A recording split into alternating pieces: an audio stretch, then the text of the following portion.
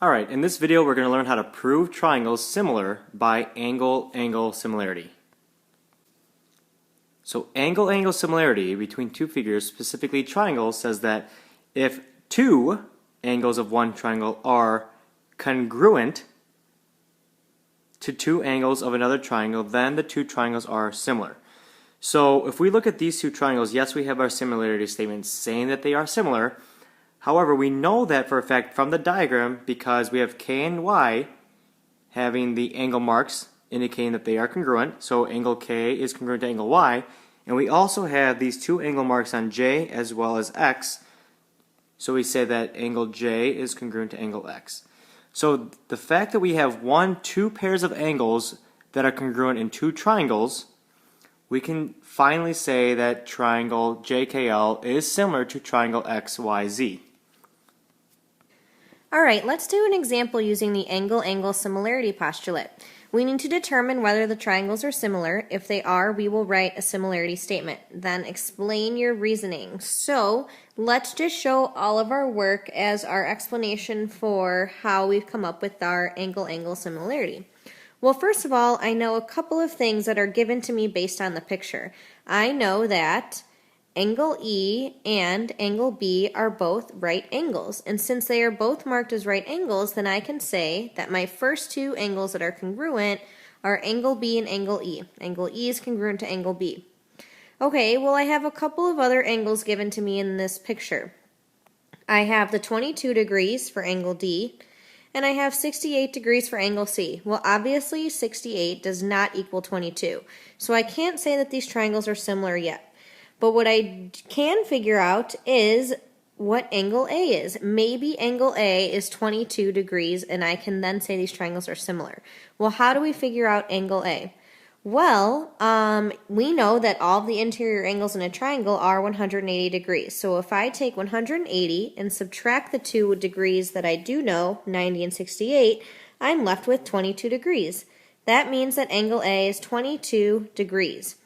Once I know that angle A is 22 degrees, I have exactly what I need to know that angle A and angle D are congruent. So I will write that down. Angle A is congruent to angle D. Now I have two sets of angles congruent, my first angle, my second angle, and I can declare that triangle ABC is similar to triangle DEF by angle-angle similarity. And we are done. Alright, in this example we're going to show how we can prove that these two triangles in a two-column proof. So our goal is to prove that triangle RTV is similar to triangle RQS. Well, it looks like we have a triangle and then a little triangle within the diagram. Well, to make things easier, I'm going to draw the two triangles separately. So I'm going to draw RTV and draw the angle that we know, which is 49 degrees, which is this specific angle right here, so that's 49 right there. And then I don't have any space, so I'm going to draw the second triangle right on top of the diagram as R, Q, and S. And then we know that this is 49 degrees. Okay, so we always start with our givens and see if we can conclude anything from our givens when we write it down. So right now I know that angle RTV is congruent to angle RQS. They're both 49 degrees, so we can say that. Okay, yes, it's obvious, but we still got to write it down. That's given to us. Alright, so we got one angle.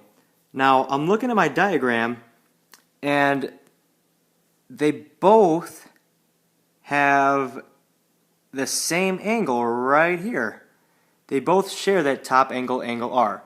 In the first triangle, we name it angle TRV, and the second triangle, we name it QRS. So we can say that angle TRV is congruent to angle QRS because it's the same exact angle using the reflexive property.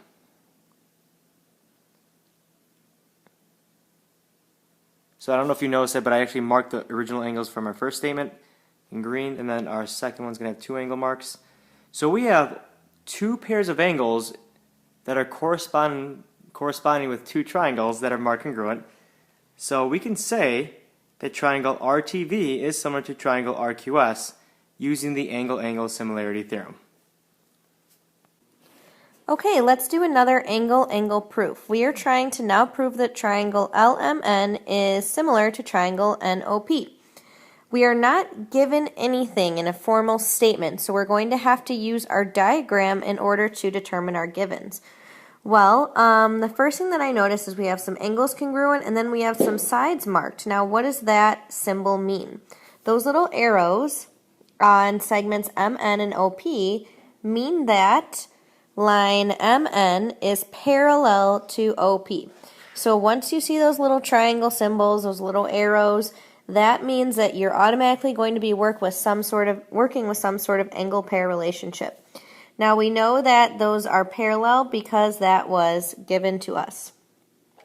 The diagram is also marked with two angle markings. Angle MLN is congruent to angle ONP. We know that that is true because it is also given to us with the original diagram. Now remember what I said about the parallel lines. Once you know you have parallel lines, you'll have to use that fact in order to find another set of angles that will help you solve your proof. So if I know that MN and OP are parallel, then I also know that those two angles that I just marked are also going to be a set of congruent angles. So angle MNL is congruent to angle OPN because those are corresponding angles that are congruent. We know those angles are corresponding and congruent because we have two parallel lines that are cut by a transversal. Now I can finally say that triangle LMN is similar to triangle NOP because I have two angles that are both marked congruent, two sets of angles, and I could say that these two triangles are similar by angle-angle similarity. Okay guys, that's all for this section. Make sure that you try the You Try Now problems that are attached with this section. That'll give you some extra practice and a great opportunity to ask questions about things you don't understand in class. Have a great evening.